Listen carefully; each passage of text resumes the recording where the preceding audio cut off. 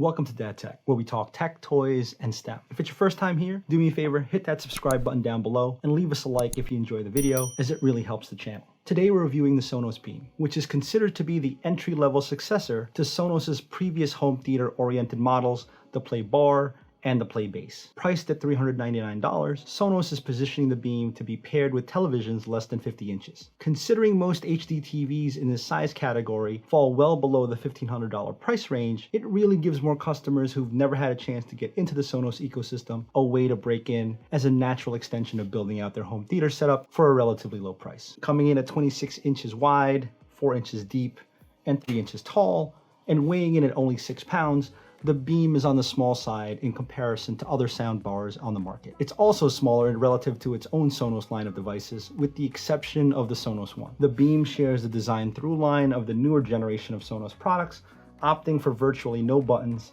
and leaning into the minimalist aesthetic of clean, curved lines. Sonos has yet to go beyond the black and white colorways, and the Beam here is no exception. Although the Beam's look and feel tends towards premium, in order to keep the cost down, Sonos moved away from the perforated metal front grille typically found on a Sonos Play Base and the Sonos Move, opting instead for a fabric covering to drape its frame. The Move can also be wall mounted, instead of just being plopped in front of your TV. But the corresponding mounting kit from Sonos will set you back an extra $59. The manual controls for play, pause, and volume, as with other Sonos units, sit atop of the device, with haptic swiping left to right and vice versa, used to advance or reverse through playlists. The 5-microphone array also resides up top, allowing the Beam to receive audible commands from whichever AI concierge you choose to install, either Google Assistant or Alexa. Even when the Beam was in full throat, during particularly noisy sections of movies or music, the microphones did a good job of isolating voice commands directed at you. Hey Google, tell me a joke. What did the snail say while sitting on the turtle?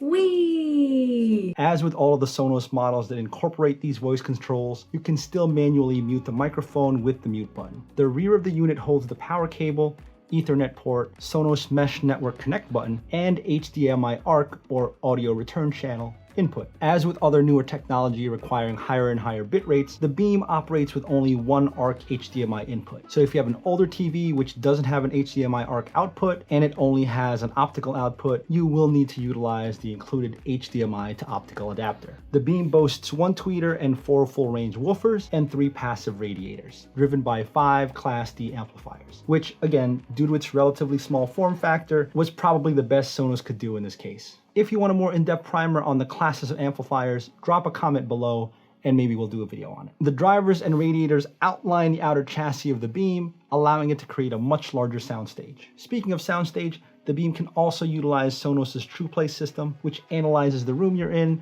through the iOS version of the app. This process adjusts the sound profile accordingly relative to the acoustic makeup of the room, accounting for sound obstacles like walls and furniture. In general, I found that for at least the room I was in, this TruePlay calibration wasn't as pronounced as I had initially hoped, and although that may sound like a knock against the Beam, it's actually a testament to how good the Beam sounds straight out of the box for its given size and price point, especially given the fact that this speaker doesn't natively support Dolby Atmos or DTS Virtual X. Due to the placement of the speakers, as I mentioned, the soundstage created by the Beam does a good job of enveloping you with sound effects originating from where they would logically appear from the screen. Bullets whiz past and ricochet front to back, while vehicle sounds pan left to right with great accuracy. There's also a nice verticality to the sound, with things like helicopters and planes providing good reproductions of sound generated from a distance above the listener. Again, for its size, the Beam does a good job of reproducing voluminous sound, while keeping quieter moments of dialogue clear and distinct. And that's before the application of Sonos' speech enhancement. I was, however, a little disappointed in the bass response, but I imagine that there is some Sonos gamesmanship in play there, as they do have an available wireless subwoofer that will pair nicely if you feel as though you need that extra oomph. But at $700, I'm not sure that those in the market for the Beam at $399 will actually bite on it. Speaking of oomph, this unit can get very, very loud. The Beam is not lacking in the volume department relative to its small size and form factor, although distortion, graininess, and sibilance does begin to creep in at the very highest ranges, so I can't recommend operating it at these levels for extended durations. The Beam also allows you to turn all of that loudness down, however, with its night sound option, which scales down the bass boom but keeps the dialogue pronounced if you have sleeping kids or perhaps some curmudgeonly neighbors. The Beam requires no remote, nor does it come with one, but let's be honest, who actually needs any more remotes nowadays anyway? The entire unit is controlled via the Sonos interface, and if your TV has the aforementioned HDMI ARC connection, you can control the power and volume via the voice commands.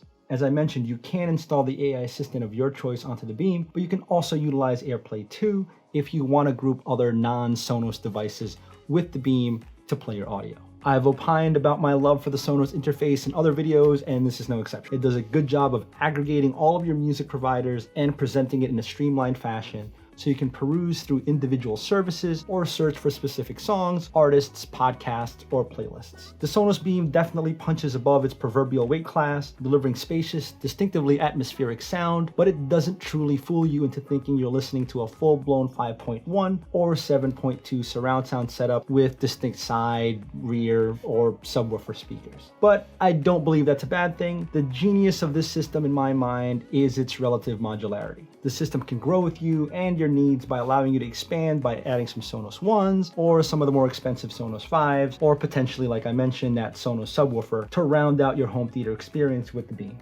For those on a budget or more casual listeners just looking for a great way to add to their Sonos system, as well as have a good home theater experience, the Beam at $399 provides the quality of musicality and home theater immersion you typically find in higher priced soundbars. So if space or budget is a constraint, the Beam is more than enough speaker to fit your needs, while putting you in a system that allows for growth. If you want to see my Sonos Move review or want to see some more of my Sonos reviews, check out this playlist, and if you liked this video and found it helpful, do me a favor, hit that subscribe button and the like button. If you hated it or you wanted me to address anything I missed or got wrong, hit that dislike button or leave me a comment down below.